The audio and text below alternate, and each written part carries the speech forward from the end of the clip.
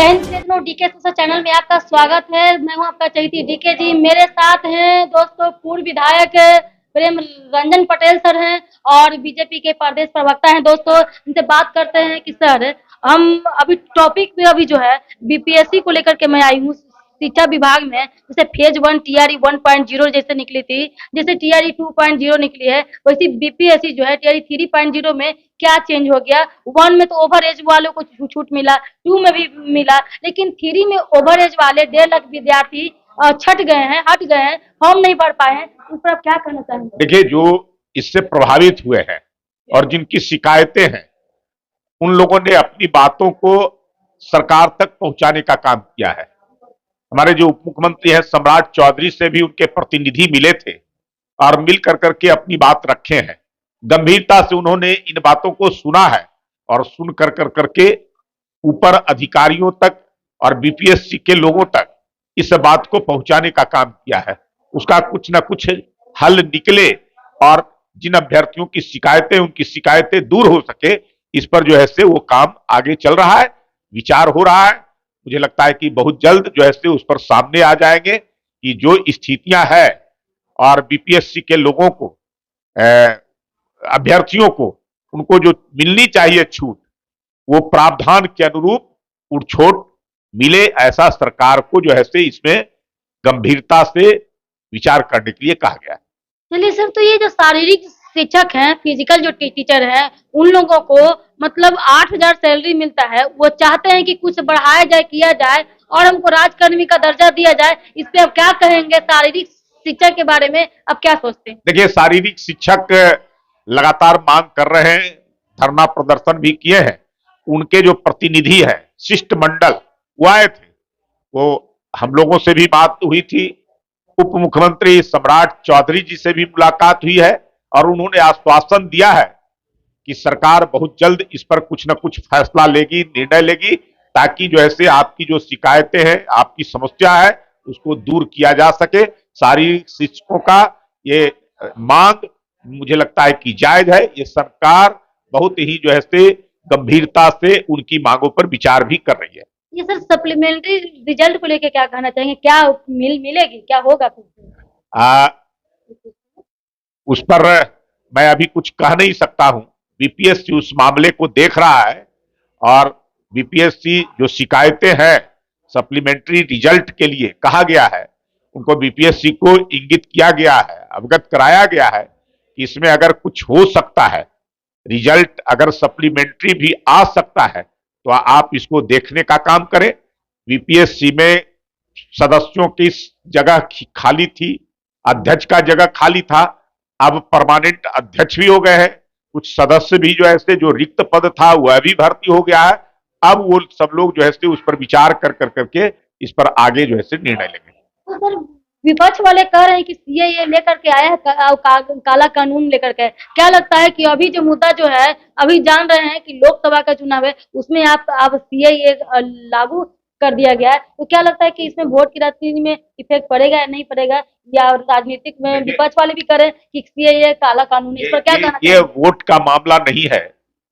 ये विस्थापित लोग हैं, पड़ोसी देश से धार्मिक आधार पे प्रताड़ित होकर करके आए हैं और बरसों बरसों से हमारे यहाँ रह रहे हैं और उनको एक सभ्य नागरिक के तौर पे उनको रहने का अधिकार जो प्राप्त होना चाहिए वो अब तक नहीं मिल सका था।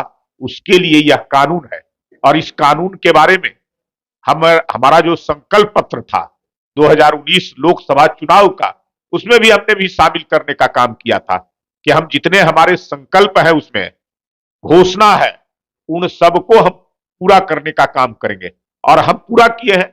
2014 का संकल्प पत्र को आप देखेंगे तो हम जितने संकल्प पत्र थे उसमें शामिल किए गए थे, उन सभी को लगभग जो है 100% आप कहें कि उन संकल्पों को पूरा किए हैं।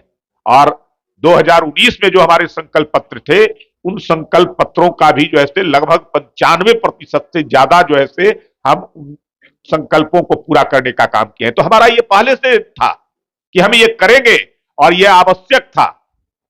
जो हमारा पड़ोसी देश है पाकिस्तान, बांग्लादेश, अफगानिस्तान, जहां धार्मिक आधार पर प्रताड़ित करके उनको वहां रहने नहीं दिया गया, उनको वहां से भगा दिया गया, वो अपने जान माल की सुरक्षा कर करके सब कुछ छोड़ कर करके अपने देश में अपने संपत्ति को अपने परिवार को छोड़ कर करके और हमारे देश के अंदर में आकर करके रह रहे हैं और एक जो ऐसे विस्थापित की जिंदगी जी रहे हैं, उनको एक सभ्य नागरिक के तौर पे जीने का अधिकार है। वैसे लोगों को हमने जो ऐसे इसके माध्यम से, इस कानून के माध्यम से एक सभ्य नागरिक बनाने के लिए नागरिकता देने का ये कानून लाया है और जिसकी लंबे समय से डिमांड थी, मांग थी, जिसको पूरा किया। और लगता है कि एनआरसी भी आ जाएगा। अब देखिए, मैंने कहा कि जो संकल्प पत्र में हमारे हैं उन सबको हम पूरा करने का काम करेंगे। धीरे धीरे आप देखते रहिए, जो आवश्यक है इस देश के लिए, इस देश की बेहतरी के लिए, इस देश को जो ऐसे परम वैभव पर ले जाने के लिए, उन्नति के सर्वोच्च शिखर पर पहुंचाने के लिए, उन सब चीजों को हम पूरा कर रहे हैं और आगे भी जो बचा है वो भी पूरा करें। तो कह रहे हैं कि अल्पसंख्यक लोगों को हम बुला रहे हैं, ठीक है, वहां प्रताड़ित किया जा रहा है। तो भारत, वो तो उनके पास और कोई ऑप्शन नहीं है, भारत है कि शरण दे देगा, ठीक है। जो हिंदुस्तान में हिंदू का ही जो देश है, तो फिर वहां कहीं ना कहीं जगह पे बहुमुल्क जो रहते हैं और वो जो है माइनॉरिटी में रहते हैं, वो हिंदू, उनको प्रताड़ित किया जाता है। जैसे संदेश खाली जैसा मामला हो गया, या बंगाल से पलायन कर रहे हैं, वहाँ मतलब कि 38% वो मुस्लिम है, वहां तो उनको परेशानी दिक्कत होता है। आखिर वो जाए तो जाए का, ठीक है, वो आपने शरण दे दिया यहाँ पे, लेकिन यहाँ के हिंदुओं को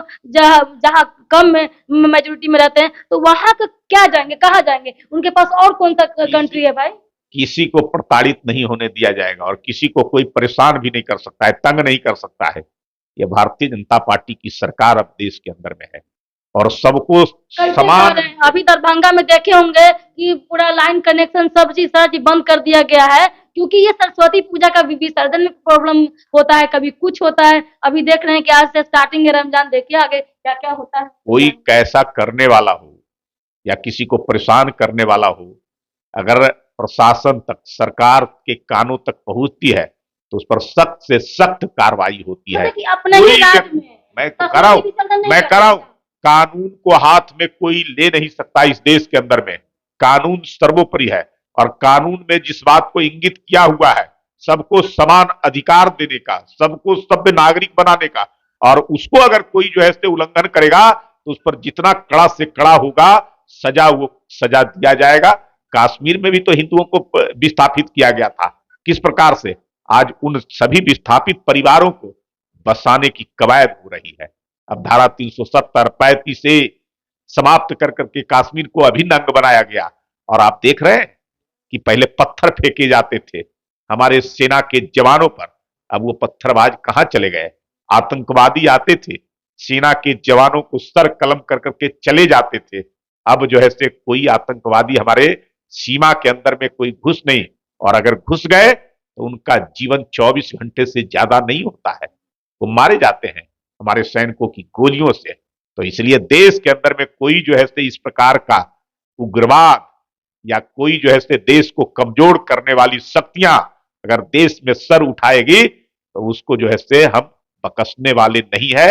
ये सरकार देश को मजबूत और सशक्त बनाने वाली सरकार है, उसको जो है से किसी को पना, किसी को कमजोर होने नहीं देगी। बहुत बहुत सर धन्यवाद। जय हिंद दोस्तों, देख रहे थे ना कि सर ने क्या क्या कि सीए के बारे में बोला कि ये चीज जो है दोस्तों सही बात है, सही है। जो अगर जानता है दोस्तों तो कभी नहीं इस पर की करेगा। अब कहे कि अधरल गगरी छलकत जाए वाली बात है। जो मतलब कि जो पढ़ा लिखा नहीं है, जो ठीक से सीए के बारे में नहीं जानता है, वही धरना पड़ेगा, वही आगजनी करेगा, वही चीज करेगा दोस्तों। जो इसके बारे में नॉलेज रहेगा इस तरीके से वो कर ही नहीं सकता है दोस्तों, ये बात है। बाकी रहा बीपीएससी के बारे में, शारीरिक शिक्षकों के बारे में दोस्तों, तो कह रहे हैं कि ये सब चीज समय लगेगा, धीरे धीरे दोस्तों ये काम हो जाएगा। बच्चों के हित के लिए डबल इंजन की सरकार कर रही है दोस्तों। जय हिंद। देखते हैं डीके सोशल चैनल में लाइक करके सब्सक्राइब करें, फेसबुक पे फॉलो।